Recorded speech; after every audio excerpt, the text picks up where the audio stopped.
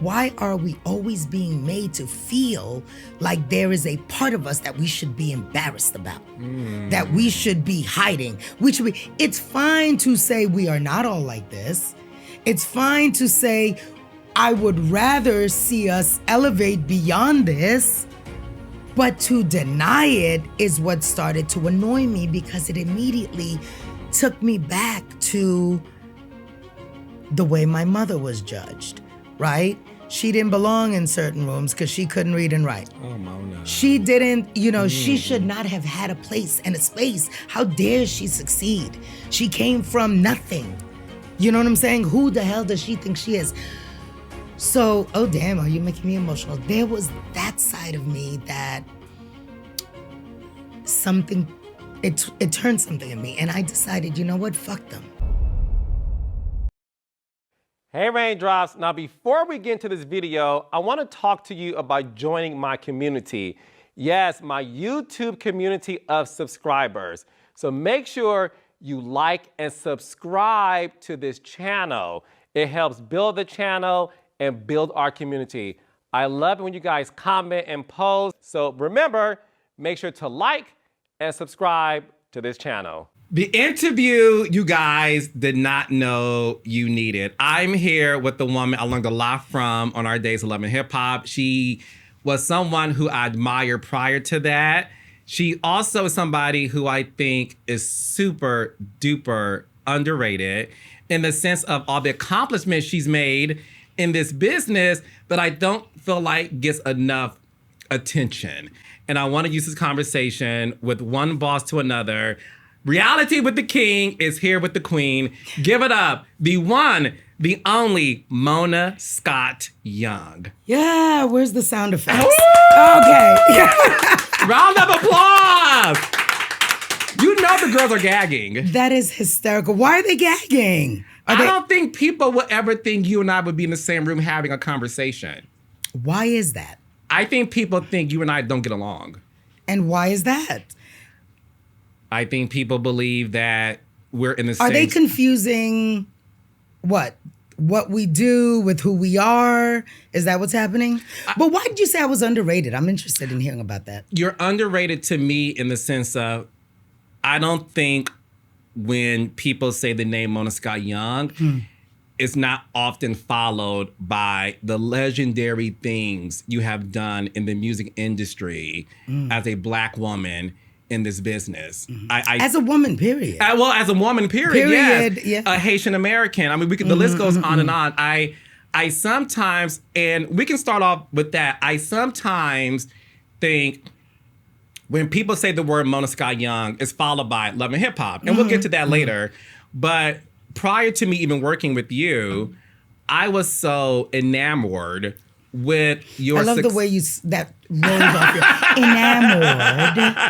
Okay, go ahead. Well, you know, I was always fascinated by you prior to our first meeting, having breakfast. I was just this little gay Black boy who was a production junkie. I just wanted to just be in the business.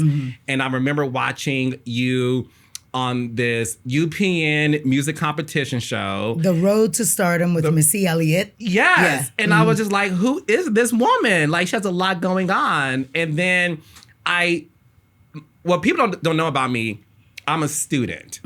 And at my big age, I'm still a student. So At my big age, I'm still... Yeah. We should be students until the day we die. I believe that. There is always something that we can be learning, growing, perfecting, shaping, molding, right? The minute we stop evolving, we're dead. Yeah. So I studied you. Oh, okay. I was a Vibe magazine subscriber, Source magazine, shout out to Bazzino. And People magazine and Us Weekly and In Touch. Like I had to study this genre of entertainment.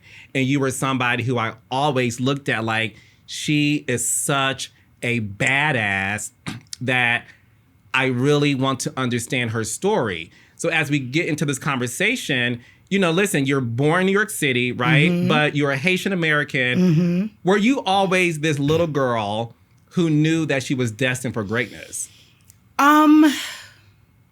Yes. Yes. I'll say that only because my mother always made me feel like there was something special about me, right? Not just the normal encouragement, but like, you're going to do great things. And that might have been part of just coming from the West Indian family dynamic where every kid is going to be a doctor, lawyer, Indian chief. But she always had very high aspirations, and it was delivered in a very matter-of-fact way. Like, there's no ifs, ands, or buts. You're going to be successful. And then, I talk about this a lot as I grew up, and I realized that she had her own limitations, but we never felt the brunt of that, right? We lived in homes, we went to private school, and I learned that she had this never take no for an answer, kind of mentality about the way she lived her life. And that started to also become a part of my DNA. There's moments that I think back on, like being at the airport and knowing that she didn't have a dime in her pocket, but we needed to get, on this plane. And she was like, you guys stay right here. And she went over and she's talking to and I don't even know how or what she did. But then next thing you know, she was like, okay, come on. We're going, and I'm just like, at the time it didn't register, but thinking back on that, it's always like, what the hell did she say to these people? I think about different moments growing up where, like, she was always at our school, right? We went to Catholic school growing up and stuff, and she was always there. And I thought, oh, she's meeting with the teachers, meeting with the faculty. And then I realized after, getting older that she was cleaning and she was doing maintenance so that we could afford to go there. Wow. Right? So it was just, she did whatever it took, no qualms, no complaints, but she instilled in us that you have the ability to do anything and you're going to, be successful. How proud is she of you, of your? Very, I know this, very proud, yeah. Because she says all the time that, some of the things she's experienced, she never in a million years. She came from a small village in Haiti, and literally never went to school, never learned how to read and write, right? Was one of 13 siblings, lost her mother, her mother passed during childbirth, my grandmother, I never knew her, my maternal grandmother. So it was not an easy life, but she never wore that. Right? But she would say all the time to me, like, I never thought I would imagine. I never thought I would experience the things that I've seen. Like, one of the moments that resonates for me is she's always so proud of me getting awarded and stuff. And so I did this little event where I created like this Empowered Award, and I gave it out to, some of the women on the team. And then as we were making them, I was like, what am I thinking? I need to make one for my mother, So I made her one, and then I presented it to her and stuff. But more than her being proud of me, I every day am proud of her.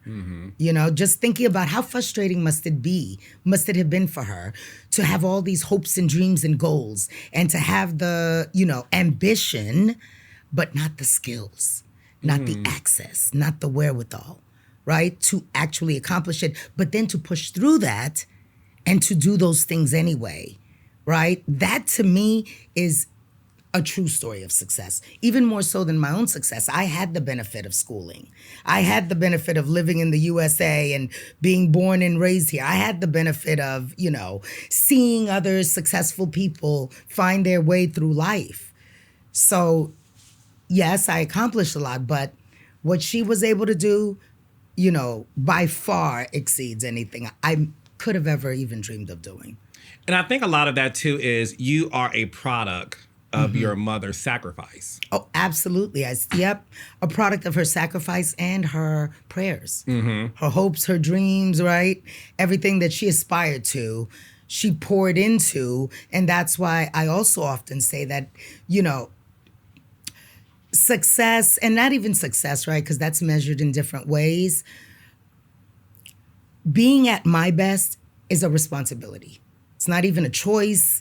It's not even, I have a responsibility to everything that she poured into me, to everything that she sacrificed. It's my job, right? To show up every single day and deliver at 1,000%. That is my responsibility. So, that was a gift in and of itself, everything that she poured into me, because it's allowed me to tap all of that to, do what I've been able to do and to, be where I am today in life. Yeah, and even when you got into the hip hop industry, so you were working, doing some of the Radio City Music Hall. You want the long story or the short story? No, it actually, if we go all the way back, started with me going to a dance studio because I wanted to take some aerobics classes. And that led to me, working with the sisters who were doing a class, Dunn-Torrey, shout out to Robin Dunn, Greta Dunn. They had a program called Stage Moves where they taught artists how to project and deliver and hold the mic and perform. And so I started working with them. That put me in proximity of working with artists. That connected me to working with producers. And in the course of me just doing what I do, and it was just about making sure their shit was organized so that they didn't mess my day up, right? I started helping them more and more. And one day they turned around and was like, have you ever thought about management? I was like, what the hell? What are you talking about, right? And that was kind of what led me into that. Simultaneous to that, I was also at Radio City. I would take the seasonal gigs that they would do during the holidays and stuff. And I was working behind the scenes at Radio City as a talent guest relations, where you'd, bring the talent to their dressing rooms, get them to the elevators. You were kind of working the backstage area. And that gave me kind of a bird's eye view of all of the pieces that come together to form what we see on stage. And those things happening simultaneously ignited the passion that I had for arts, right? Because I love to dance. People know that. It's not a secret. Did you all check out my promo that I dropped with Total? And then I love to put pieces together to form a picture. I love to figure out how to make something work, right? I always say I'm an engineer in thinking, like, how do I take this apart and put it back together better? How did they make that? Not just what I'm looking at, but what did it take to put this thing together? And really, that's all producing is, right? At its core. That's all management is at its core. You're looking at an artist who has a talent, whether it's singing or whatever. I want to deliver this to the world. Okay, let's think about all the pieces that it's going to take to make that happen. And then putting it together in a way that aligns and that forms a bigger picture. So that was like the beginning. I stumbled into it. I never say, oh, I used to listen to the radio. I always wanted to be in entertainment and music. No, I knew what my skill sets were. And when the opportunity presented itself, right, it was like, oh, I enjoy this. I'm good at this. Let's marry the two. And bada bing, bada boom. Here I am today. No, it was a bada bing, bada boom because it was a group that asked you to manage them. The Track Masters. The Track Masters, yeah. And that was sort of your entryway into sort of this managerial, profession. And then you met rest in peace, the legendary Chris Lighty. Yep. And then collectively, Violator was formed. He had Violator already, right?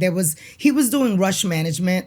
And he had Violator Records, right? So then when Rush folded and Leo and Russell went over to Def Jam to run Def Jam, they brought Chris over. He was the president of Def Jam. And there were all these acts from Rush that had no management now because they had disbanded Rush management. So Busta had just left Leaders of the New School. There was Tribe Called Quest. Some of the acts were signed to Violator Records, like Warren G, Foxy Brown. And then Chris, in his transition, right, and he and I had met through Track Masters and the A-Team, which was the group I was managing. They were very good friends, and he and I developed a relationship. I was working with Chi Ali and some of the acts that he had under management. And at that point, we started releasing records, right? We'd spent 2 years beating the pavement, not a dollar between the five of us. It was four of the guys at the time. And when the records that they had been working on started to hit, right? It was unfortunate because then all of a sudden the industry, the vultures started swooping in, highlighting for the guys, well, did he really write on that song? And he wasn't in the studio that night when we did that song. And so unfortunately the guys, it created a little tension and they decided that they wanted to go their separate ways. And so I was kind of at this crossroads and Chris was like, yo, rush. I'm leaving, going over to Def Jam. I've got a lot of, to figure out with this transition. While you're trying to figure out what you're doing, come over and help me with the transition, right? So I went over there with him to Def Jam, and as we were setting up Violator Records, I realized like, oh, wait, there's all these acts that you're still kind of tied to, still trying to figure out how to help them. Why don't we just form Violator Management, right? And do that simultaneously. And he was like, you like it, I love it, run with it, let's go. Right, so started out at Def Jam, little corner office, no windows, Violator Management. I remember Leor calling, and I'm like, Violator Management? What? Who the fuck is this? There is no Violator Management. So that was like the beginnings of that. And fast forward, did that for 20-something years. I remember calling Missy. She was one of the first artists that we were taking on outside of the core artists we already had. And Chris was like, yo, did you hear that girl on that? She had done that Gina Thompson record. He's like, find her. We should manage her. Tracked her down. She was in a hotel room, called. I was like, hi, this is Mona Scott. At the time, wasn't young yet. With Violator, I would love to talk to you about management. She was like, who? What? Nah, I'm not interested. Click. Yeah, she didn't want to be an artist at the time. She just did that one record, but she didn't want to be an artist. And then fast forward, Sylvia Rohn was great about convincing her to be an artist. Because she was signed to Elektra Records. Well, before that, that's what I'm saying. Sylvia talked her into signing to Elektra by promising her own label. Because Missy was really passionate about writing and producing and developing other talent. She was disillusioned, right? Because when she did that Gina Thompson record, they swapped her out. They didn't, you know what I'm saying? Like, they wanted to swap her out in the video and all that stuff. So she was at a point in her life where she was just like, look, I love music. I know I'm talented. I don't want to do this artist thing. I'm tired of, you know what I'm saying? She had done a Raven Simone record that happened in. And so Sylvia saw that and was like, guess what? If you give me an album, I'll give you a label. And that's what made her. And then Sylvia calls me, because at the time she had Busta signed and we're managing Busta, and was like, I got this new female artist I want you to manage, right? I'm going to send you down to Palm Springs. Missy was on the Little tour. She was like, I'm going to send you down to Palm Springs so you could go and, meet her and stuff. I go down there, and for 4 days I'm following this girl around, and she's completely ignoring me. Like, when I say ignoring me, I'm talking about like we sitting in the back of the car. She's like, yeah, she right here. I don't know why. And I don't want a manager. Yeah, she here. And I'm sitting there like, what the fuck, And on the last day, I was like, you know what? I'm good. Here. And I set up some stuff for her. And before I walked away, she was like, yo, what's your name again? Mona? Yeah, hold up. I want to talk to you. And that was 27 years ago.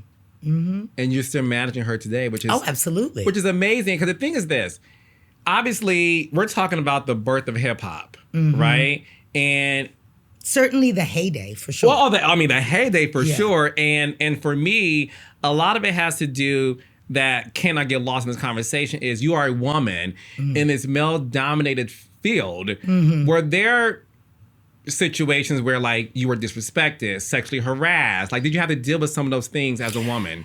It's interesting because I would never discount. It was completely, a much more misogynistic space than it even is today, right? There was no Me Too. There was no, we was hoes and bitches. Do you know what I'm saying? And that in front was, of your face. Oh, absolutely. Because it was almost like a term of endearment. Right? That's just like, yo, this bitch crazy, but like in your face talking about you, not some other bitch, and that was part of Missy doing that song, She's a Bitch, and everyone was up in arms, and we were like, oh no, we gonna run with this because we're going to own this phrase. If this, is what you choose to call me because I refuse to allow you to steamroll and, have your way, then yes. All day, every day, I am a bitch, So. And you got called that, I'm sure, a lot. It's interesting, right? Because I also am of the thinking that you set the tone, right? With your expectations. Yes, people will do what they're going to do and they're going to say what they're going to say. But I also think that you have to present yourself in a way where it is understood that this is unacceptable. And that was even more challenging in a time when, there was not supposed to be a voice, right? So I operate with blinders to a certain extent. I walk in a room, right? I'm a person in that room, not a woman in that room. Like, that's not where my head is at. I'm not saying that that's not what the reality was. I'm not thinking about that. Because I'll tell you something, in retrospect, sometimes I was like, well, shit, why didn't anybody hit on me, damn it? What was wrong with me? Because it did, not that I didn't get compliments, you know what I'm saying? Not that, but there was an unspoken understanding, right? Yeah. That, because I never presented myself as anything other than somebody who was here to handle the business, right? I'm not hanging out if I'm at the party because it's a work event, one of my clients is performing, or I'm here networking. I'm not here having a good time. Not that I have any judgment, because that just was not my thing at the time. I was hyper-focused, right? So when I walked in a room, the conversation was this. When I, was in a space, my presence said everything you needed to know about, what I was about. Yeah. So because when you meet, this is the thing. When you meet Mona, you don't know this about yourself. And maybe someone else have told you this. If not, I will tell you now. When people meet you, they meet your energy first. When you walk into a room, obviously we see you, but we feel this energy that this woman does not play the radio. And you're not going to play with her. You're very intimidating. I hear that word a lot. But you're not. This is the thing. But I'm not You're not mean. Well, that's the thing. Can we establish that? Yeah. Let's spend a little bit of time talking about that. Because everybody thinks I'm mean. Am I mean? You're not mean. This is the thing. You are grossly charming. You are. When I first met you, again, I'm like this kid in the sense of like, I know her and I studied her and she has all of this success. And when I met you, you was like, hey, how's it going? And you hugged me and I was like, she's nice. This is weird. That's the woman I know. So when you're in this industry as a woman, then you're representing this woman who at the time, a plus size woman, Missy Elliott, right? In an era where we had Little Kim Hardcore, we have Foxy's China White, we had Trina, baddest bitch. We had a lot of these female rappers who obviously were overtly sexy and that was their thing. Was it conscious of you to take this talented plus size woman and say, we're going to do something differently? I can't even say it was. And I promise you, I never even saw that, right? I didn't see her. Of course, it was part of the story and part of the narrative. What I encountered first was her talent. Before I even saw her, right, I saw her talent and I saw the potential, right, of what that talent could yield. It was almost like the body was disappearing. And I want to go back to that conversation about energy because Missy and I talk about that all the time. And I think that's what we share.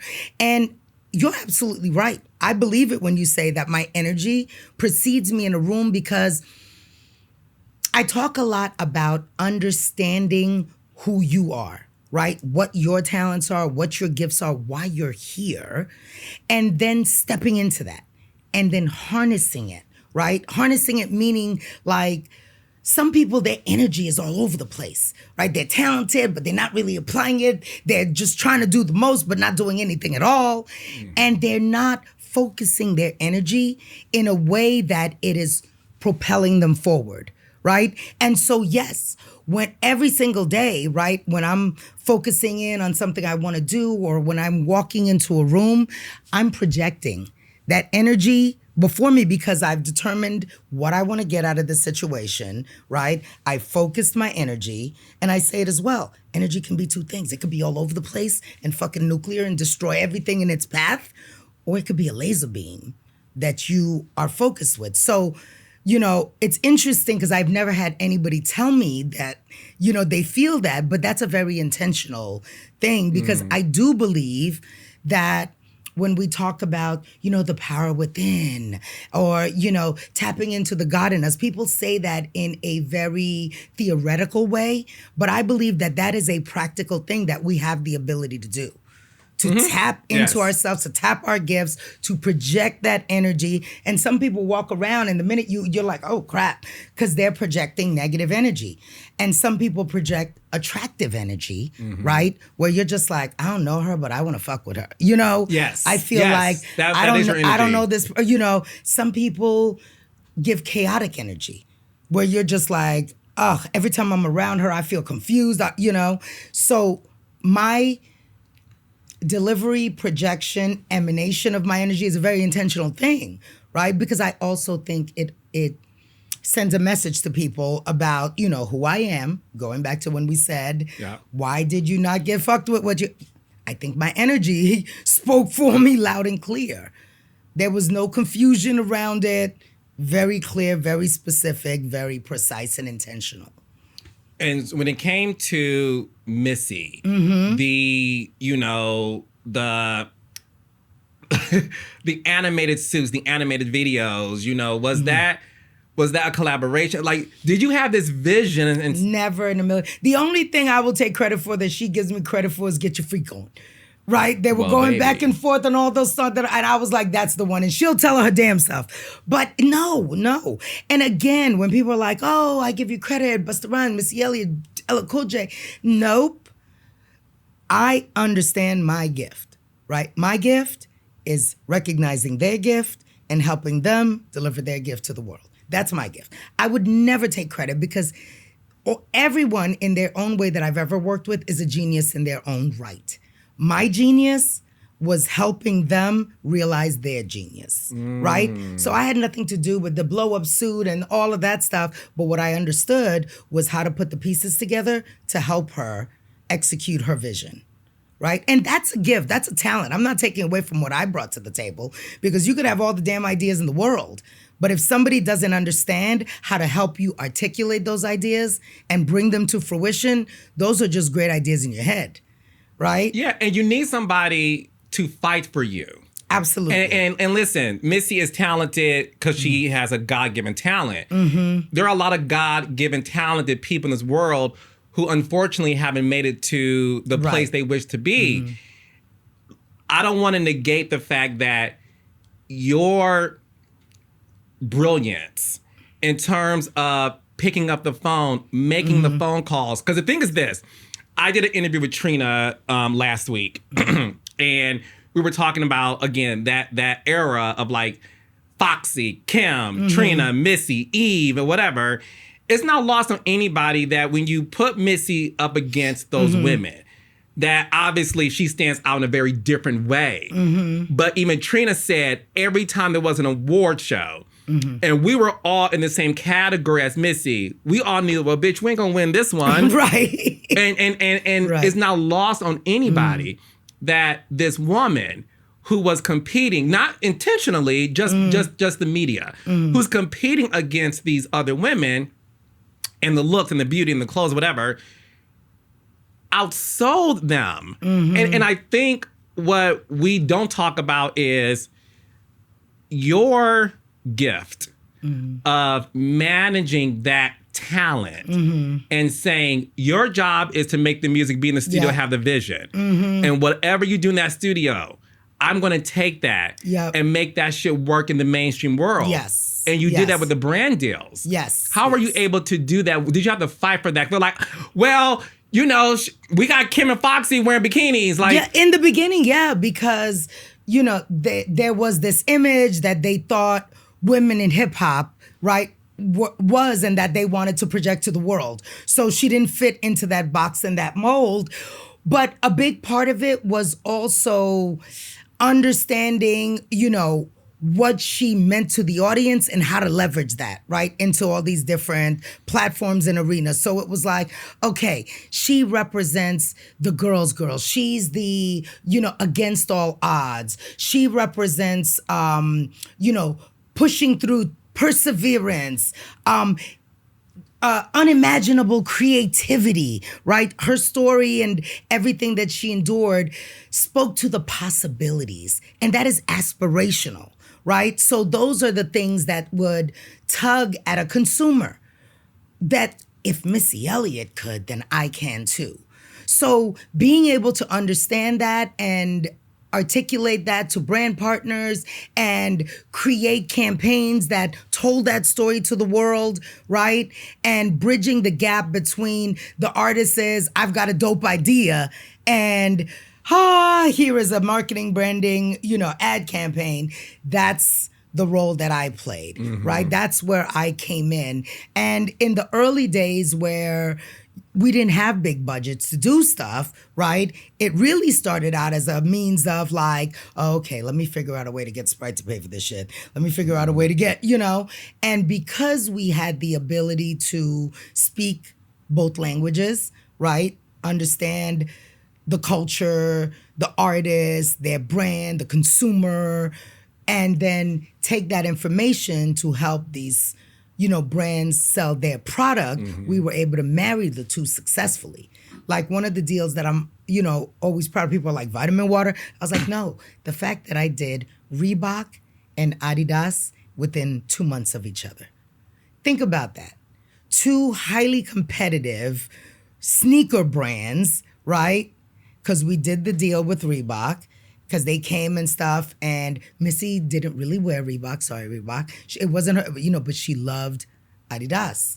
And so the fact that I was able to get us out of that deal and get us into that deal without a lawsuit, without any, it just, also speaks to the ability to manage relationships. Yes. That's another part of, another skill set that I would say that I, feel that I have is understanding people and how to motivate them to, do what they need to do, whether it's for themselves, with the talent, for my talent, right? With a brand sponsor, brand partner, and being able to navigate relationships in this business. That's not easy.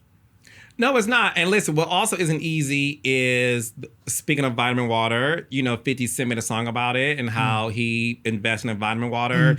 Was that something you guys brought to the table? Because that's his idea. It's sold for hundreds of millions of dollars. His idea, because did we broker the deal? Did we work, side by side to market the brand? Yes. But when everybody was like, oh, sodas and liquors and da-da, 50 came to us and was like, I'm gonna sell water. And we were like, what? Black people don't even drink water. Yeah, but I'm not selling it to the black people. You know what I'm saying? I'm selling it to everybody, and we gonna make water sexy. That was his idea, completely. And you got a percentage of the deal. We did very well. Did you ever think, seriously, real talk, first generation Haitian American, that you will be worth more than 8 figures? Whatever number. I know, I'm not gonna say number. Yeah. Like, you're worth more than 8 figures. And as a black woman in this business, could there ever be another Mona Scott Young? Absolutely. Is there one now? There should be better than Mona Scott Young. Is there a Mona Scott Young? Is there a woman you look at today like she got next? In terms of like, she could be the next Mona. She can't be the next Mona because of my skill set and the way that it's packaged, right? I know I have a very unique, but there are so many women that are doing incredible things that I'm impressed by, that I'm proud of every single day, And how are we gauging this? What are we basing this on? Dollars or really maximizing their potential and skill set? Because for me, right, that's how somebody could trip up and get rich on some stupid shit. Right? That does not make them successful. Agreed. Because you're sitting around doing nothing, but you happen to have married whatever it is, right?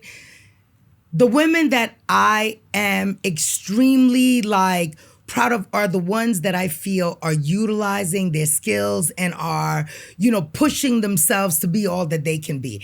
And it runs the gamut, right? And I'm not going to just say it because they're here. I'll talk about Treva, for instance. Treva just published her inspirational book, right? On top of becoming a life coach and going through the certification and then still producing. And when we decided we're going to be do these tours was like, all right, where do we need to, position me so that I can be beneficial to this project. For me, that's a successful person who is tapping every single part of their talents and then actually putting them into execution, right? Mm-hmm. Now, she may not be where in her mind she would like to be financially successful, but for me, that's a measure of success. When I see Candy, right, producing stage plays, acting in The Shy, right, getting on stage with Escape, developing her children and pouring into the next generation, her generational wealth.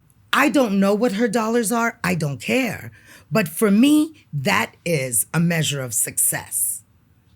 So I measure success a little bit differently, right? When you ask me, do I consider myself successful? Yes, but it has nothing to do with the money in the bank. It's because every day I get up, what the fuck can I tackle today? What are we doing today? How am I going to tap into another skill that I didn't even know I had before I started executing it? Yeah, and there's also freedom in knowing that the finances is one area you don't have to worry about as much. So I feel like it comes. So that you're able to, have the freedom to wake up every day with choices. Because one thing I want to get into is the fact that you are this very accomplished woman, married to this extremely confident man named Sean, who I had the pleasure of meeting. No disrespect to you, he's fine. He's fine. I heard that. They've said that. He's tall and fine and muscular, all those things. And I recently was watching this interview Oprah was doing with, she had Stedman on the stage. And she had Susan Lucci's husband, but Susan Lucci and her husband, it was pretty much about men who are married or with women who are way more successful than them. Okay? You've been married for a very long time, and you guys gave birth to 2 beautiful children. Thank you. But I have to stop you. And again, if we can have a transparent conversation, when you say way more successful, that for me was a trigger, right? Because what are we measuring that success? Yes. So do you see what I'm saying? Get it. What are we measuring it on? And that's the reason why I had to bring up the Oprah conversation, because it was a segment about that. And Stedman, for the first and only time, was actually on the main stage where Oprah was in the audience interviewing him. Oh, wow. I've never seen that. I'll show you the clip. I'd love to take It's fascinating because it is what you said. Success is measured by different ways, but it's also obvious that... I'm sorry, go ahead. No, that's okay. It's also obvious that when we're talking about Oprah, obviously famous, rich, talk show host, all these things, and he is obviously Stedman, a very successful businessman, right? One thing he said to her is, you are a star. And the Oprah Winfrey Show means a lot to you. And I know that.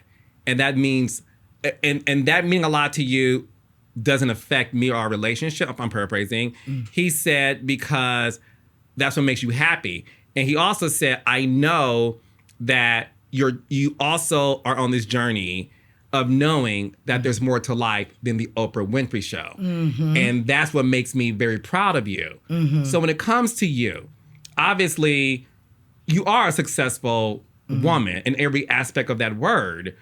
Was it challenging for your husband to accept the fact that he is married to a woman that makes more than him, is in front of the camera, behind the camera? You are worldly known and successful. Well, a couple of things, right? It's weird when you say makes more than him because we built the company together, right? Remember, when he and I met, I didn't have Mon Ami. So we built the company together. So it's our finances, right? He's just as entitled because he's put in as much work, whether that work was, holding down our family and making sure that all of the back end, we'll call it, was functional and working so that I could manage the front end of being out, developing, pitching, selling, managing whatever it was we were doing, but it was always a 50-50 partnership. So, in that sense, if we're measuring financial success, he is just as successful as I am. But when you talk about success in the terms that I measure it, the interesting thing is I'm envious of Sean, right? In certain aspects, because what Sean has managed to master that I still struggle with is finding the balance. Meaning like, Sean will go to the cigar shop and have his downtime. Sean will find time to go to the gym. And I'm like, how the hell did you get up early? And because I get up, immediately my mind turns to work and I'm already in work mode, right? So again, if we took it all the way back to the beginning of our relationship, what I think he was great about Sean that allowed me to become who I was meant to be is that he was confident, right? Because I know that that's a big issue in, relationships, especially when you're talking about Black couples, because all of the things we talked about earlier, I'm very assertive, very outspoken, that can be considered aggressive, and that has a tendency to intimidate not only, people we meet in business, but certainly in the personal life, right? You meet a man and you've heard about, oh, she doing too much. And Black men have a challenging time because of all the stereotypes, right? Finding their footing in relationships with strong Black women, because they take it more as an emasculation versus we are, on equal footing, and the way I am is who I am, and it does not take anything away from the way you are and who you are. Mm-hmm. So that was something about Sean that was a blessing for me, because right from the start, right, like you said with Stedman, you are a star. Sean understood you've got a destiny. And my role here is to work alongside you to realize that destiny. You understand what I'm saying? So and he saw that as his success as well. Not like, we're putting you out there in the world, you're success, and I'm sitting at home, a scrub, and this was our entity that we were building. This was our mutual success. He was invested in helping me in a way that allowed me to tap my skills. And again, I say it every day, this 200 and something pound, dude from Brooklyn, when I got pregnant and it was like Buster was getting ready to go out on the road and Missy was, he was just like, we made a decision. We don't want strangers watching our kid. We don't want to put our kid in daycare, new parents. You know what I'm saying? He was like, I'm gonna stay home. I got this with the kids. You go out there and you do that. And it was never, like, I don't know. It never for a minute made me feel like he was any less of a man. For me, actually, knowing what I understood about the dynamic within Black households and the years and years of conditioning and emasculation that has happened within that relationship dynamic to erode it, right? Because I think that, unfortunately, there is a systemic, kind of attempt at breaking up the Black home.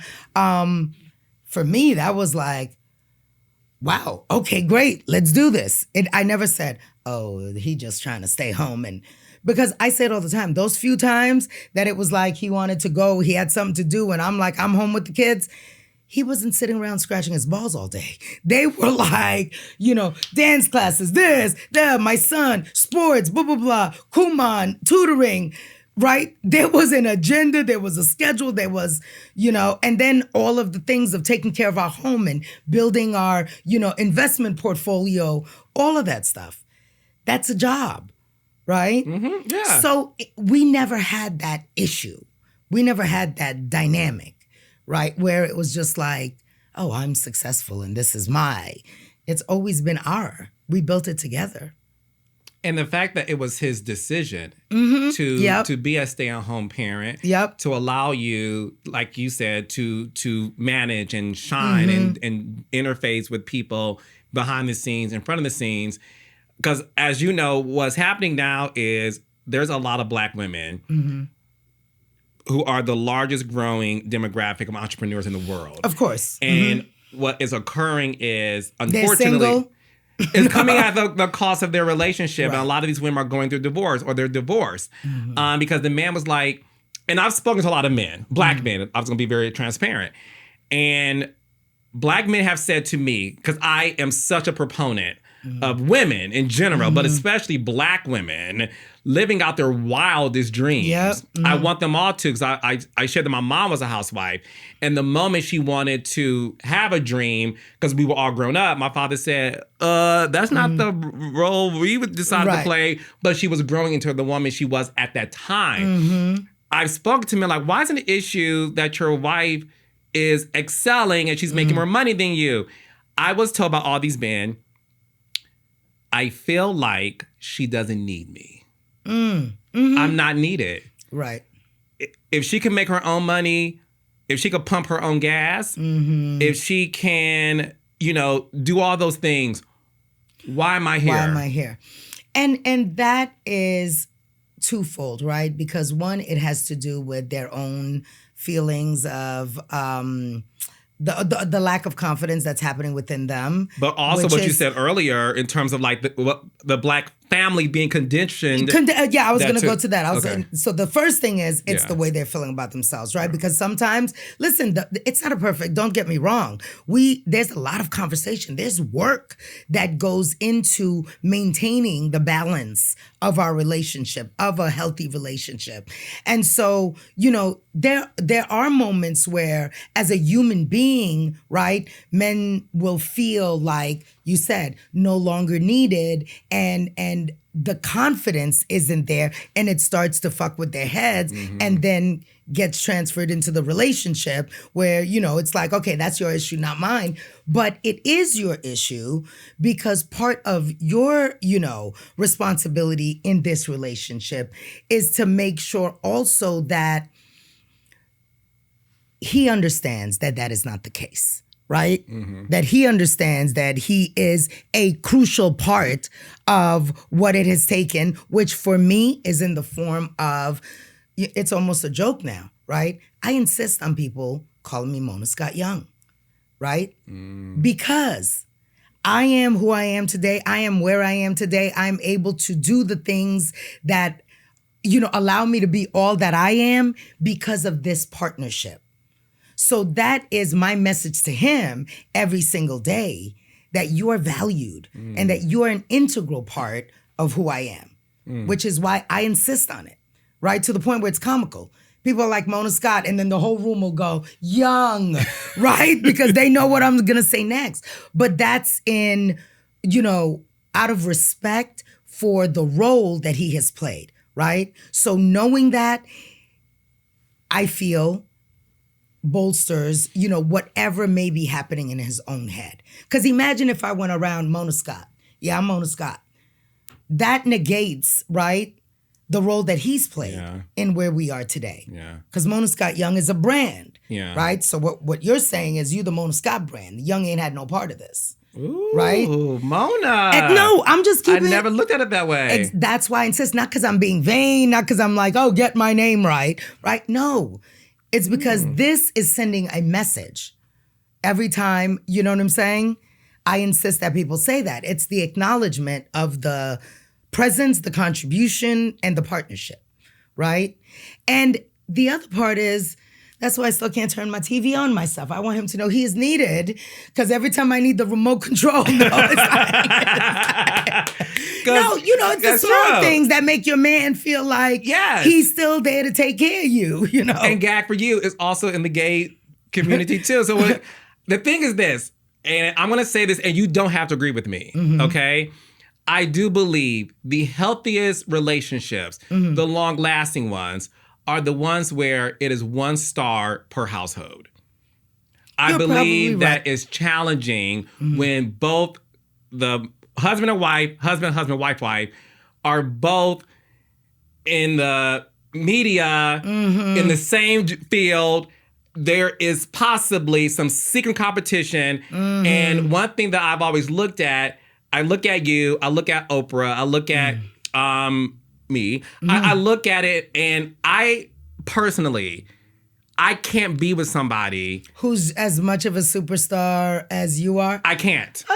Meaning for me, because I think I'm not lost on the fact that you and I are, this sounds so egotistical, you and I are stars, right? But why do you think that's egotistical? It's just factual. I know, why are you embarrassed about? I know. I have to work on that. Yes, I was told the other day I'm bad for compliments. The whole thing. There's a fine line between confidence and cockiness. Yeah, I have to work on that. It's your own issue. Yeah, it's being from Detroit and growing up, being the middle kid of 10 kids. Got it. Right? Okay. So I do believe that what's working is the fact that I can't be with somebody. Let me ask you something, though. Do you believe that, because this is an interesting word I'm about to use, because it seems to be a direct contradiction from everything else you know about me, right? But I believe that within any relationship, and specifically your partner relationship, right? Both sides have to have the willingness to submit. Yes. To submit. Absolutely. Okay, because people go you crazy have to. when they're just like, submit. No, because there are, whether it be acknowledging that person's needs in that moment, that it isn't not all about me 24/7 all day, every day, right? Even though he may want to do you have to understand that this is another person with needs as well, and sometimes submit, right, to your partner. So if you've got two people that are superstars, if they both understand that, I feel that it should be able to work. But if they don't, then you need to have one person and then the other person who's willing to submit at all times to that person. Yes. But I think if both people understand the true tenets of what it takes to, put in the work to have a successful partnership, you can have two superstars. And he's like, no, I don't think so. No, you can't. I'm just saying, it'll be more challenging. But listen, all things are possible. I feel like I am melting in here. How hot is it? You ain't got no air conditioning up in this bitch? Can I have this fan? What's happening? And keep all of this shit. Oh, I do. We don't know. The audience loves the behind the scenes stuff. OMG. Let's get into love and hip hop. So I think we all know the story about Yandy managing Jim Jones, and she comes to you whatever. And obviously you came in, the show was like this behind the scenes show of Jim Jones hating the producers, hating the crew, and that was it. Yandy's another person when I think about what she's accomplished, because I was just thinking the other day about the beginnings of Love and Hip Hop. Who would have thunk, right? And Yandy wanting to be behind the scenes. And, I remember when it was like, okay, Yandy, you and Chrissy, you guys are going at it behind the scenes. All of this shit is bleeding into the show. You need to get on the show. I'm not getting on this show. Because Yandy was so... What I love about Yandy is she was always just so raw, so real. That's what you see is what you get. She was just, I don't even do my nails. They're going to be talking about, Yeah. And when she got on the show, she had that intangible thing that you never know until the camera captures it. And to see where she is today and everything that she's doing, that's another person who I measure as I'm beyond proud of Yandy super too. Successful, yes. Yeah, and so we all know that at this time, we have Real Housewives of Atlanta, we have Basketball Wives, and VH1 at the time was heralded by the legendary Jim Ackerman. Are you telling me we could have had this fan on this whole fucking time? Well, it's good because now he's playing with me, people. Okay, I'm sorry. I love that she do wait a second. That's why you have to love her. This is who she is. I love it. So Jim Ackerman was one of the forces who was there's this sort of pattern of these black female ensembles, and Chrissy Lampkin is such a bona fide star. Yes. That is their world to build things around her. There were a couple of iterations before that, right? Because they had the show that was about Jim Jones. And then, that dynamic of Chrissy and Mama Jones was like, oh my God. So then we did, what was it called? The Family, Keeping Up with the Joneses, right? Which was the three of them, focused around them. And then, yes, Jim Ackerman, who was brilliant executive, still is, said, look at what is happening with these ensemble shows, right? But what we did a little differently, even though we had Chrissy, who was a superstar, and, the ensemble around her that was really organically connected, we identified a world, right? He was like, this whole world that you come from, hip hop, that must be wild. It's crazy. We all knew, like we said back then, no Me Too, it was crazy. These women were dedicating their lives to, these men and had their own hopes and dreams, but that took a back seat. So it became about, how do we tap this world? How do we pull the curtain back on this world? So I think it was the combination of ensemble cast, super organically connected, superstar at the center of it in Chrissy, right? She checked every box. She's funny. She's beautiful. She's unfiltered. She don't take no crap. She's dangerously in love. All of the things that make for great reality television, right? And then you had this world that was aspirational, sexy, culturally, you know what I'm saying, at the center of pop culture, hip hop. And no one had ever pulled back the curtain. So it was like this perfect storm of elements that when you put it all together, and then it was just like, you know what, these women are beautiful. We got to show the sexy side of this world. Got to make sure that they're lit and that it looks super glossy, right? All of those things came together and was like lightning in a bottle. You are a sponge. And one thing I know that I don't think the world knows is Jim Ackerman took you under his wing. Because obviously you come from the music world, dominated it, killed it, right? And then you're entering into unscripted television, reality TV, right? Like, what is this? Obviously you did the UPN show. I did the UPN show, yeah. But this is like ensemble. And one thing I don't think people know, you had a crash course. Of learning how to produce this very particular genre under the guise of Jim Ackerman. And Toby and Stefan. Yes, Toby and Stefan. And within a couple of weeks, you were able to learn on the job. People don't know this. You learned on the job. As I went along. But you know what? If you go back to music industry, right? We talked about Trackmasters very briefly. I didn't know shit about music. I didn't even listen to the radio, right? But if I'm going to manage these guys, I need to understand this business. So literally, when I say we didn't have a dollar between us at times, and everybody else needed to go home, I was going to sleep at the studio. I'm going to sit there with the engineer. I'm looking at this. What do those things do? Flying faders? What do they do? What's the recording? And I learned every single element that I could so that I understood the business and could represent them properly, right? So fast forward with television, a lot of times when you come in, you have an idea, you have access, whatever, they give you what's called a vanity credit. Right? So a lot of people you'll see their executive producer and it's like, oh, really? We never saw you on set, not one day. But for me, it was important that I understood how this sausage was made, right? And that I understood what every single person does because that would allow me to be the best at it myself. So when, you talk about a crash course, I would be like, okay, so what does that mean? What is a grip? What is that? You know what I'm saying? So, different cameras. And it was not just a crash course in producing, right, reality television. It was a crash course in production, period. Right? Because there's some people who have been like, oh, I worked on the set, I was a PA, and now I'm becoming an executive producer. At least you understand the workings of it. Outside of what I did with the UPN show, which was kind of my my entry point, right? This was like, I need to learn how to make television, but then I need to also understand what everything and everyone does. And then I need to learn how to put it all together.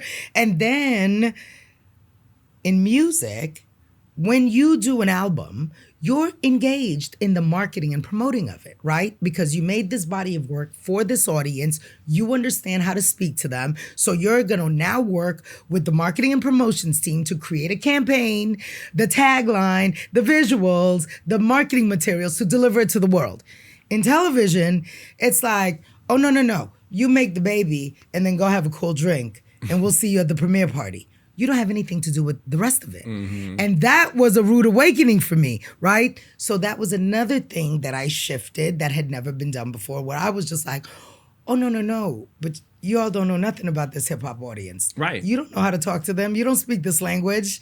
I need to stay involved. And to Jim's credit, Jim was like, I know this is not the way it normally works, but she's going to be part of this.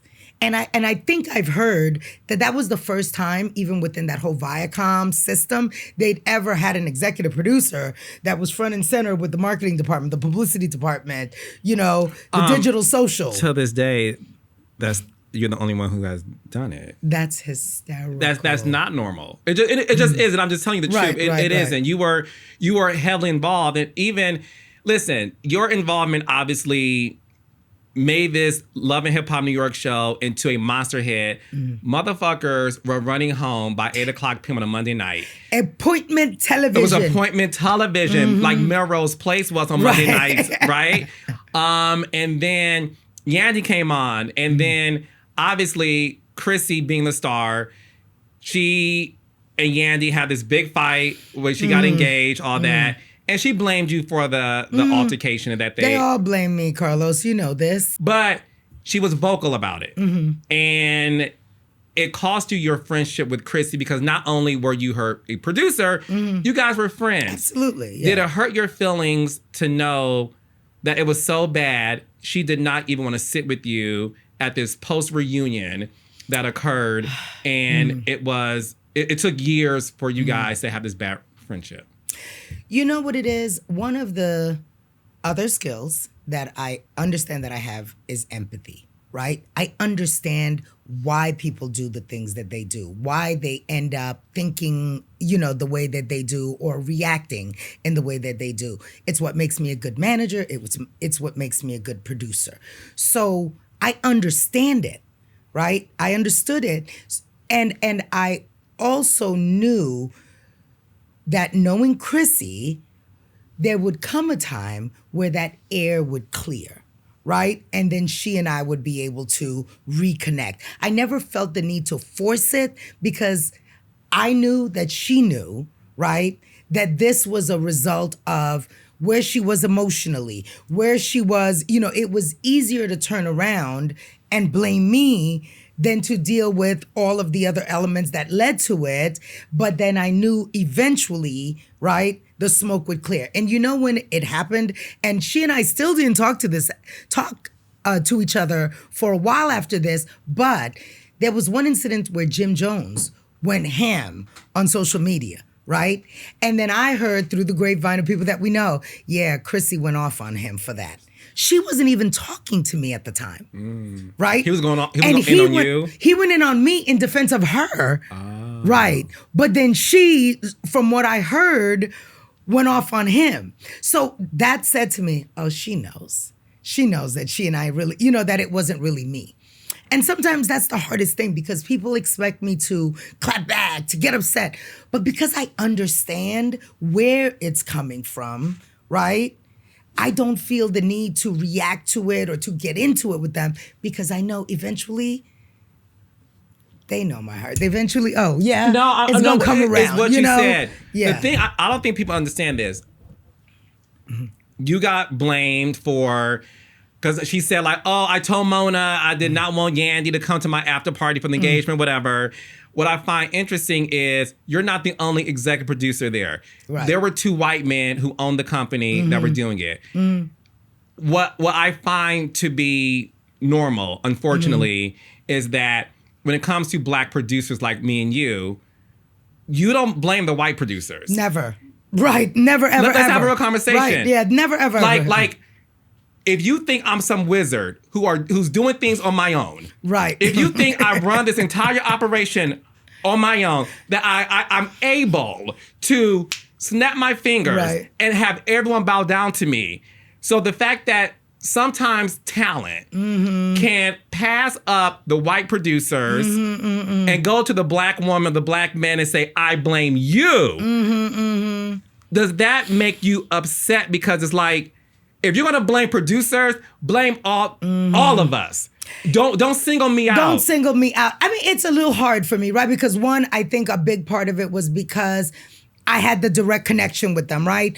Two, it's because like, everyone considered, like I would say to them all the time, I do not own Paramount. I do not own Viacom. I do not own VH1, right? This show is their show. This show is on their network. So yes, we're not the end all be all. But what would really bug me more than anything, not so much that they lashed out at me because I could rationalize that, but that they never lashed out at them. Right? Yes. I understand that maybe you're going to say it's because you're the person I spoke to, Mona, or you're the name on the thing. Okay, but you never have anything to say to them, which what bothers me about that is I think it speaks to the way we see each other, right? It is acceptable, right, to lash out, publicly berate, say things that are damaging, injurious, even if they're untrue about another person of color, but you would never dare do the same. My husband calls it the white man's ice is colder, right? He says there is this attitude that somehow they are revered and to be positioned separately and not to be treated or dealt with in the same way, but we will do it to each other all day, every day. Right? And tear each other down and say whatever we want to say about each other, but would never dare or fix our mouths to, say the same about someone who we perceive as more powerful, better than. I don't know. No, I think a lot of it is white is right. And we've been, let's talk about conditioning. We've been conditioned as a community from our grandmothers, or mothers, when we were little kids and we would go to the grocery store or we'd go to church and we heard from these people, don't you embarrass me around these white folks. Right, exactly. Yep. Don't you embarrass me around these white folks as if the white folk was superior. Yes. And we had to behave a certain way. Yes. And that's a lot of the reasons why black reality shows. We're about to slide and segue right into that. About the black audience and the black consumer and the black population who me and you get read a lot about the shows we do. There's other shows, 99%. Let's have a real conversation. 99% of black reality shows are produced by white-owned production companies. Absolutely. Yes. Those black... We have the few fully owned black physical production companies. Yeah. You and I. Right. And the thing that you and I have noticed, we don't clap back. I'm not getting into it with you. Yeah, and exactly. But the downside to that is this, the airs out there of like, well, people said this about you, but it's not true. Well, you didn't say anything. Because if I say something, I'm unprofessional. Well, two things for me. If I say something, I'm unprofessional. But more importantly, if I say something, it's not going to matter. Because you've already decided what the truth is, right? So now I'm going to engage. But more importantly for me, I know that those outbursts are more a function of how mad you are at yourself for whatever it is you did. I'm just the easy target for you, right? And I just don't subscribe to the notion that two wrongs make a right? You're Agreed. never going to get me to do something that I do not feel I want to do. And this is what I've said to the cast over and over again when they're about to go into a difficult situation. I'm like, I don't care how pissed someone makes you. I don't care. You have the ability to control yourself, control your emotions, control your responses. It is never, for me at least, about someone else's action because I have no control over that. It is 100% always about my reaction because that's what I can control. So you could go out there and wild out on social media and do whatever you want to do. If I do not choose to engage because there is no benefit to me for engaging, right? One, whether it's because I'm just going to make a situation worse because now we're going back and forth for what purpose, or two, I don't care what this egg for a profile picture thinks Amen. about me because they don't know me. Why? I'm not laying up at night wondering what, 77 hot boy, thinks about me, right? I'm not going to allow you to to move me to do something that is outside of the scope of how I choose to conduct myself. That's just never going to happen, right? There is nothing anybody else can do. You cannot move me to a point where I have lost control, because that's what separates us from primates, our ability to control ourselves. Do you know what I'm saying? I subscribe to that. So when they're going off on social media, I'm like, okay. But the thing is this. Does it bother me? Because this is what I don't think people know. That I'm human? Well, that you're human, but also that, listen, I'm not here to, listen, I'm not with you every day. You're not with me every day, right? So it is what it is. But what I will see is you will have talent who will go off on you on social media. Go crazy. Go crazy for you. Does it sometimes break your heart? Have you ever had a moment where you teared up because there was once love there? The one thing I've said, especially when they go out and they want to say things about, the show in a way that is damaging, I'm like, that this created an opportunity for you. In your heart of hearts that what you're saying is not completely true, but I get it. You can't accept the blame right now. You can't look in the mirror and be honest with yourself. That's human. I have empathy. I understand it. But when you do this, you are hurting the opportunity for the next person, right? And that's the thing that goes back to that conditioning and how we function as a community. When we get ours, we good. We out. We don't care about making sure that opportunity is still there for the next person. We don't care about nurturing that opportunity so that it grows and becomes something that our community could benefit from. We got ours, and we will blow up the fucking building behind us and not give a shit if anybody else has the benefit of that opportunity, right? And so that is what has saddened me, right? When I go like, they really don't understand how this is a platform that has been built to create, and I've always said, this should be a means to an end. This should be a part of your journey. This should never be deemed your final destination, right? So it's almost like we've built this pathway. You should be cleaning it up. You should be making sure that it's good and ready as you move on to greater and better things for the next person. That's how we reach back and we continue to pull each other up. But you all are reaping the benefits of it while putting bombs under the bridge so that the next person can't get to where you're at. And that's what bugs me, because that's what we don't see in the conditioning that we've been, exposed to. Listen, you and I could decide that we don't get along, right? But I will never damage your ability to prosper and do business, because then I'm cutting off the pipeline of business for our community, for other Black producers, right? Because if Mona Scott Young in an influential room shits on Carlos King, then maybe it's not just Carlos King. Maybe it's also this person and that person and that person, and the door's shut. Right? So our job, once we get through that door, is to fucking jam our foot in that door and keep that bitch open.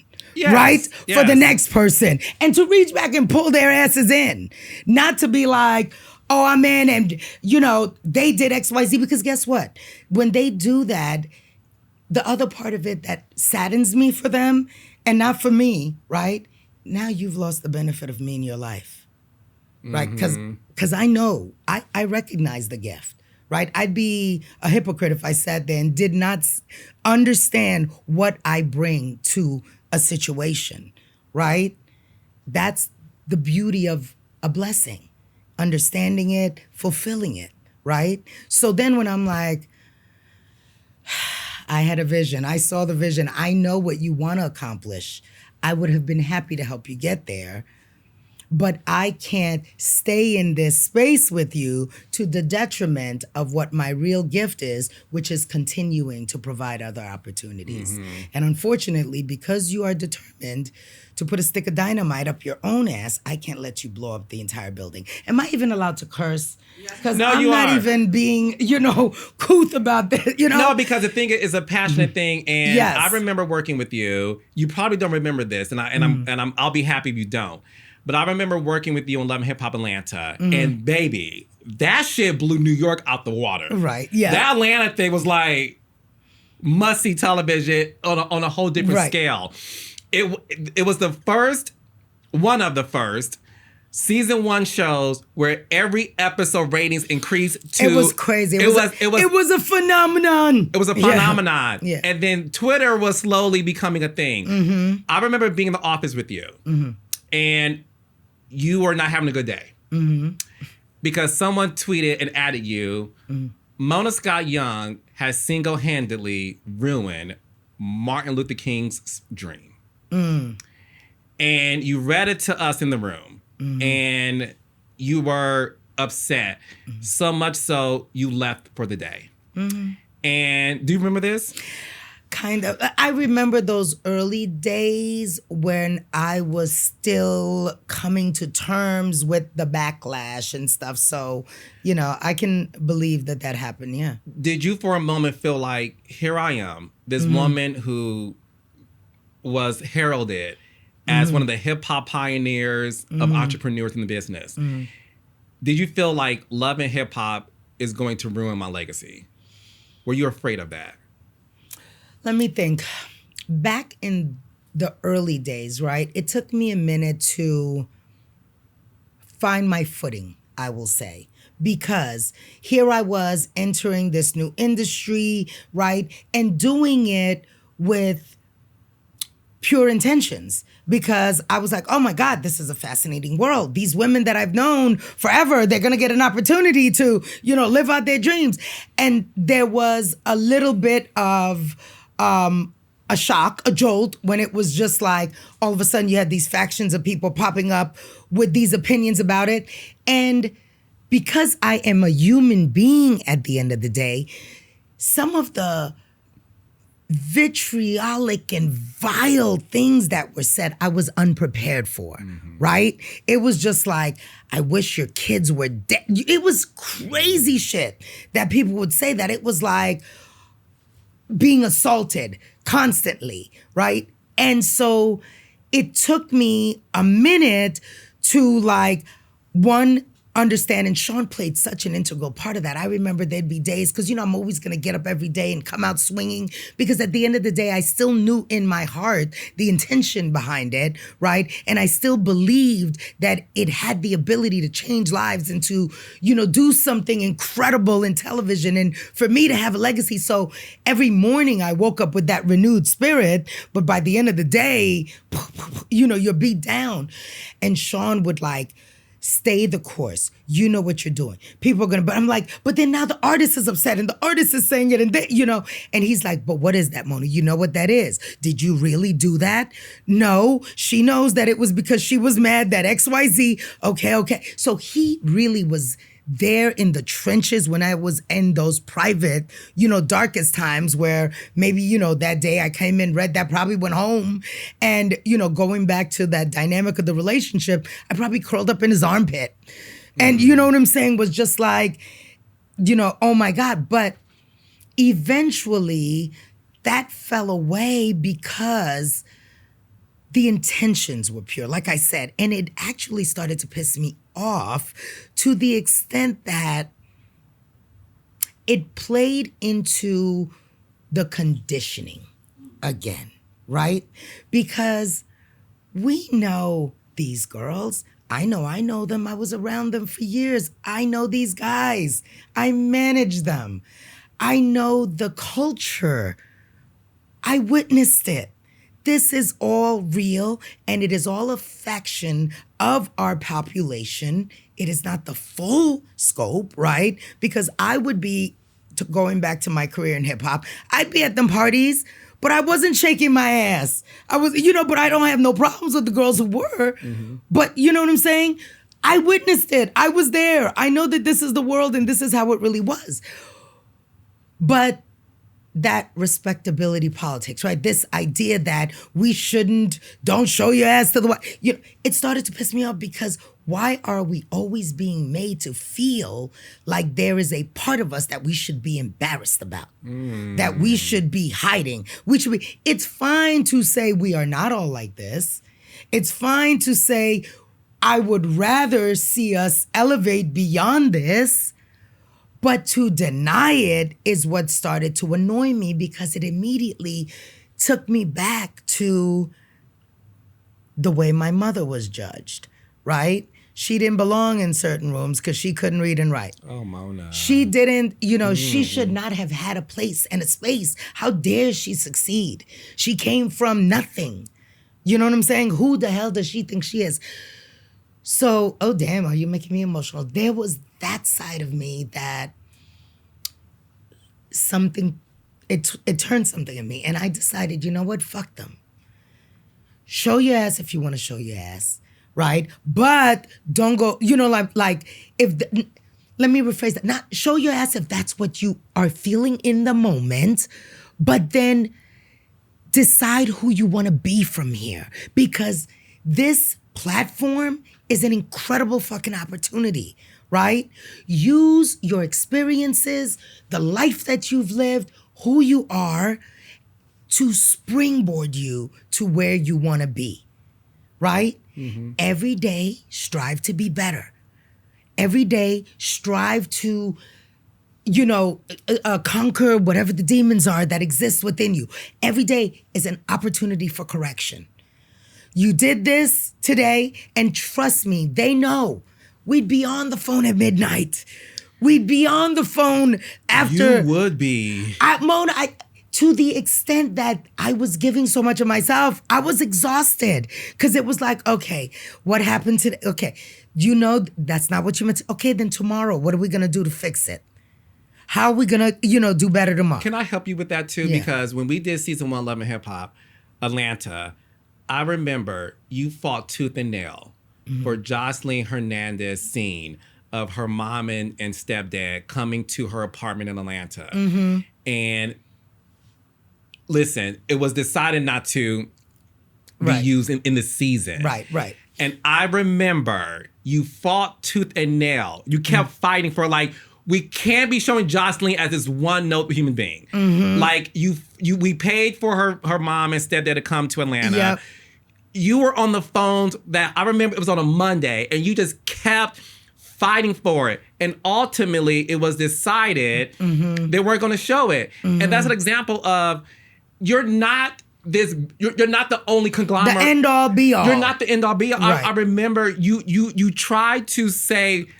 Not you said it, but you tried to say to them, she's more than just that. Right. Can we at least do that? Mm-hmm. And ultimately, it was decided, well, we'll just show the clip at the reunion. And that's what happened and whatever. Mm-hmm. But I just wanted to use that as an example of that's what you were doing. And going back to this reputation, were you shunned from Black women in the industry when Love and Hip Hop started? Absolutely.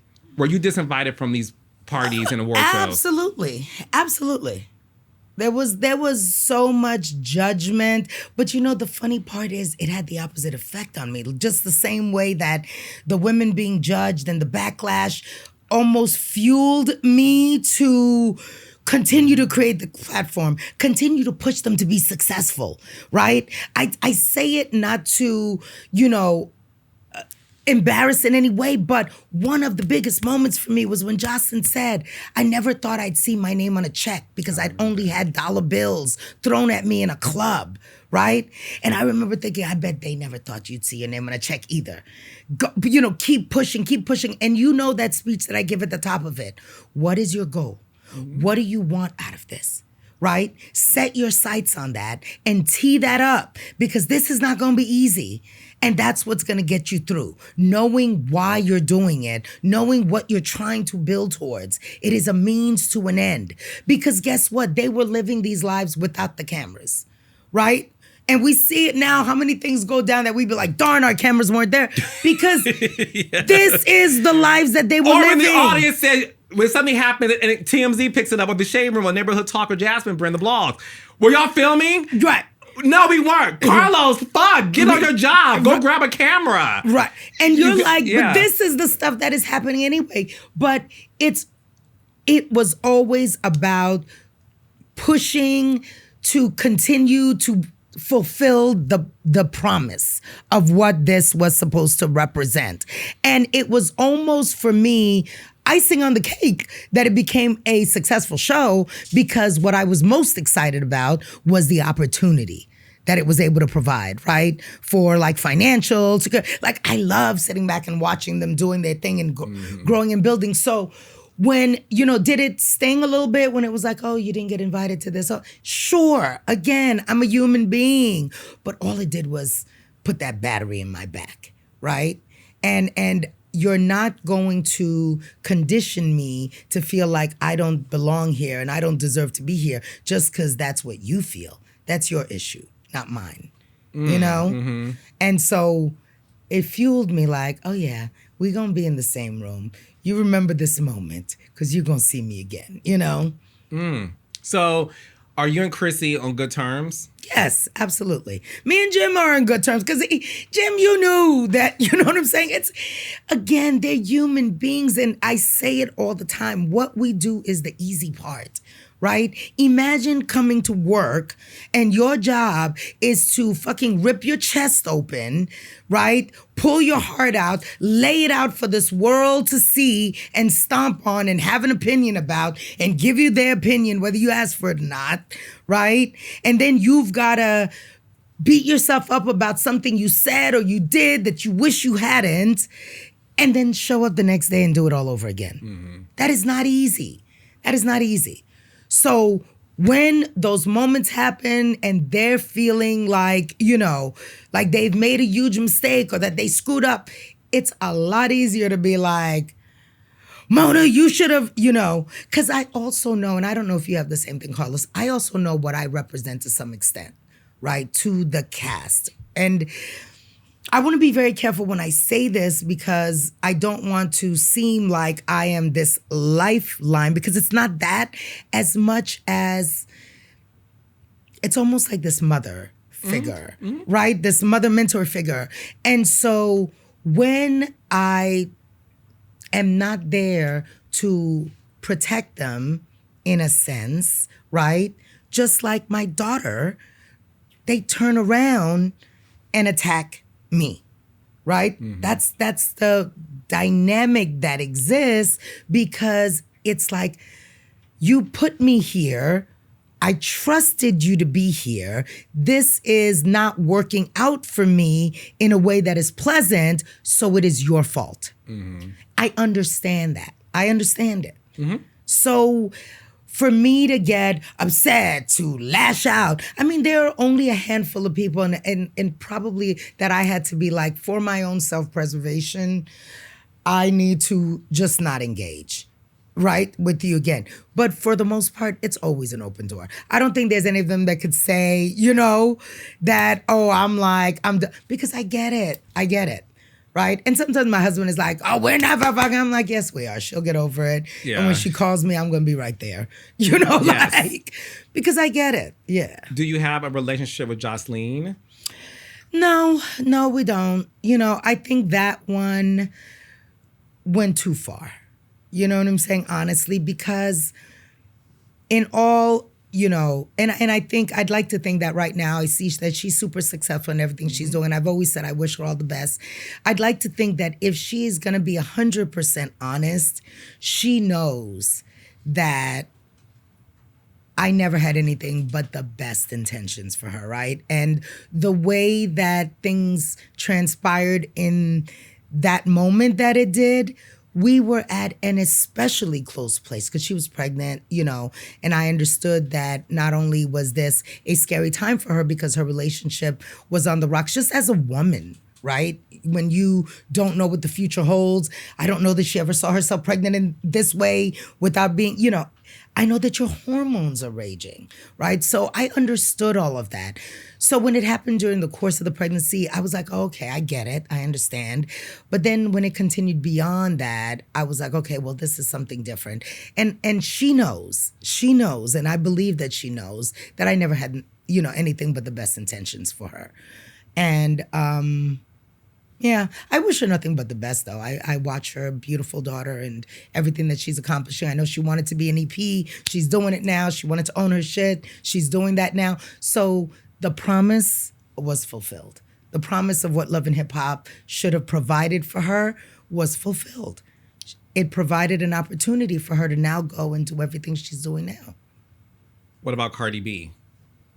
Oh, I love Cardi. What about Cardi? Do you guys have a relationship? Girl. Okay. Oh, yeah. I mean, listen, I'm not on the phone every day, but when she sees me, she knows I love her. She knows she loves me. Okay. Yeah. Okay. Of all your children, yes, you're proud of all of them. Yes. Who surprised you the most with the success they amassed for themselves? Let me think about that. Who surprised me the most? Out of all your Love and Hip Hop children. I mean, they're also super successful. Like, I watch Ciara and everything that she's doing with, the cooking and the businesses and they all have, I don't know, I'd have to think about that. Because surprising me would mean that I didn't think they had it in them, right? And I don't know. I just feel to be able to get up in front of those cameras and do what they do, they all have that potential and they all got chosen for that potential, right? When I think of who surprises me the most, I don't know. Jock, yeah, I could see him on radio. That was easy. Yandy, she's, yeah. I don't know. Do you have an idea of who I should be surprised by? I would say working with you. And when I say surprised, not like I'm shocked she made it. It's more so like, go ahead, sis. I would say, listen, Cardi B's success should be studied in textbook. But you know what Cardi had? An irrepressible magnetism that cannot even be like, there are people who are funny, there are people who are unfiltered, there are people who, but she had it in a once in a lifetime way that you knew she was going to be successful, right? You knew that there was something about her that was going to be, because think about the people that you've met in your lifetime, right? And think about Cardi never having done this before and who she was on that screen in season 1. Raw, real, and unfiltered. Think about the one-liners.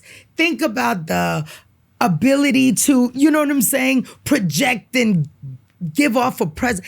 That right there was some magical shit that, Mm-hmm. So when she took that and applied it to music, it couldn't have done anything less than, you know what I'm saying, what it did. She was already some next shit just on a reality show, right? Yeah. Think about that. No, I do. And I would say, obviously, Joseline to me, because it's hard to remain relevant when you're on reality as an OG, first season, woman or man. And to see the fact that she made this song, It's Your Birthday, Issa Rae had it on Insecure. And like you said, the whole thing was Zeus and E-Ping, and she's not stopping her love for music or like you said, ownership. Yep. I would say she's another one that, I mean, if I were you, I would look back and be like, I do. No, that's why I said. I'm saying. No. That's why I said I do. And more so because one of the things, the other thought process that I subscribe to, right, is someone who had the benefits of everything, I expect you to be successful, right? That should be your job. Yeah. Because you've been given every damn tool. People who come from nothing, but then are able to accomplish something, that to me, like, is more. And you're absolutely right. When you think she's always had the personality, she's always had the drive, the fire in her belly, the determination, all of that stuff, right? But what she has managed to accomplish is remarkable in a way that defies the odds that were stacked against her. Absolutely. Yeah. Erica Mena is no longer on Love and Hip Hop, Yes. and you posted in your story is handled. A lot of people thought that was in regards to her dismissal from Love and Hip Hop. When you saw the things she said, did you feel it was the right decision to make?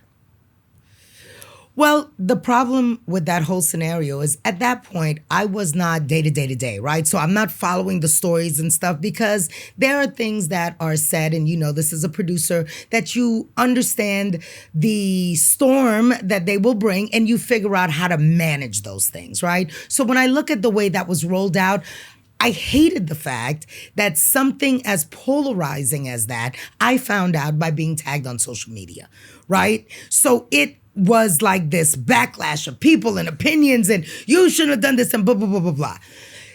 Then what I understood based on what was, relayed to me on subsequent scenes and subsequent attempts to address it is that it was doubled down on.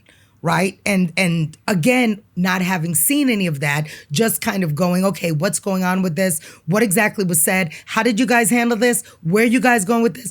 It was that it was doubled down. And people were going back and forth, wanting to see her fired and wanting to, have the network take action. I was in the midst of trying to get a handle on all of that when the decision came down that they were going to terminate. And my putting that up was more in response to get off my page, it's handled, it's done, right? This is the position that's been taken, it's done. So that was me responding to everyone wanting to see some kind of action taken based on what was happening. In full disclosure, I was still in the midst of trying to figure out what the hell is going on and how is this going to be handled. Mm-hmm. This was not something I had visibility to, and that's what people don't understand. At this point, we're 14 years in, I am not day-to-day. I'm not seeing cuts of scenes. I'm not, in the immediate communication, chains of this thing was done or said, right? How are we going to manage this? I was literally playing catch-up with that whole situation. At the end of the day, with everything you accomplish, when it's all said and done, what would you like for Mona Scott Young's legacy to be? One, I want that legacy to live with every single person that I've ever personally touched, right? Legacy is the thing that goes out there to people who'll never know you, and you hope that it inspires them and you hope that, it means something to them. But for me, the legacy that I want to leave behind is that the people who have been in my world, in my orbit, that I've worked with, that I've touched, that I've met, that I've encountered, that I have communicated with, right? That I have in some way, shape, or form inspired them to be at their best, to find their best, and to deliver on their best, whether it was something I said, something I did, my presence in their lives, my energy in their lives. I want to know that the people that have come in contact with me were better for the experience. And even the people who in a moment may express different, I want them to, when they're looking at themselves in the mirror and there's no one around and it's just them and the truth, that they can say, yeah, she helped me, if I'm keeping it 1,000. Mm-hmm. Well, I want to say this as we wrap things up. I thank you for doing this. I haven't seen you in maybe 10 years, and we ran into each other recently at a screening, and it was funny because I think even for... Because you said to me, like, are we speaking? We're not speaking. There's beef. He don't know. I said, we good. We good. And I think for me, I was thinking the same thing because, look, unfortunately, and I'm sure you heard this too, there has been moments of people come to me, well, Mona said this about you. And I'm pretty sure people have said, Carlos thinks this about you. And Carlos can't stand your guts. No, he think you all that. No, go ahead. And the thing is this, I never once came to you with it because of this. I never want you and I to ever have any unnecessary situation because I have learned a lot from you. You have taught me so much in this business. You are the one who pushed me to never accept just a regular conversation without digging deep. There's an example of Erica Dixon talked to her mom, and you were late to the scene, and you said, how did it go? I said, it went good. And you watched, you said, this is basic. They're not talking about anything of substance. And you said, what's really your relationship like? And she said, well, my mom did this when I was younger and left me and all this stuff. And you said, that's the conversation you should have with your mom. And it was a powerful conversation. And my ego could not accept it at the time because I thought Mona just embarrassed me in front of the crew. It took me days to figure out, no, she's teaching you how to be great. And that, what you don't know is I mention your names in rooms where you're not around. And I use that example to my producers of, we have to have real conversations. We have to make sure that our cast really dig deep and really talk about uncomfortable things that really can resonate to the audience, because that's all they really want to see. And I did not want this conversation to end without you knowing. And I'm two Black people in this business of reality where we're the only ones who have a full service production company. That people don't know. We're responsible for editors and producers and post-production and legal team and everything soup to nuts. Soup to nuts. And it's a multi-million-dollar operation that we have to handle on top of being in front of the camera. And it will behoove me not to give you your flowers while you're still alive. And for me to say to your face, I thank you for the lessons, for the personal conversations you and I have had that I would never share. And I need you to know that. I appreciate that. And honestly, you were always a talent to me, right? Like a talent, because you came in young, eager, but with a gift, right? And I saw that gift. And I am a manager. At heart, in my DNA, I see talent. I want to help shape, mold, deliver talent to the world. So I know at times my methods may seem harsh, right? But it's because I sometimes, and again, I know my gift, I sometimes see things in people they don't even see in themselves yet, right? And so I want to turn the dial up to help them get there, to realize their dream. That's who I am as a manager. So thank you for that. Thank you. So what's next for you? What do you have going on? Oh my God, how could we forget? The tours. I am in the touring business now. No, we have 2 tours going out this summer. Out of This World, the Missy Elliott Experience, Busta, Missy, Ciara, Timbaland, and simultaneous to that, the Queens of R&B Tour. We've got SWV and Escape in a blended set, 702, Maya, Total. So this is the Mona Me Summer Tour Takeover. We're going to be out there, 30 markets, across arenas, amphitheaters, all summer long.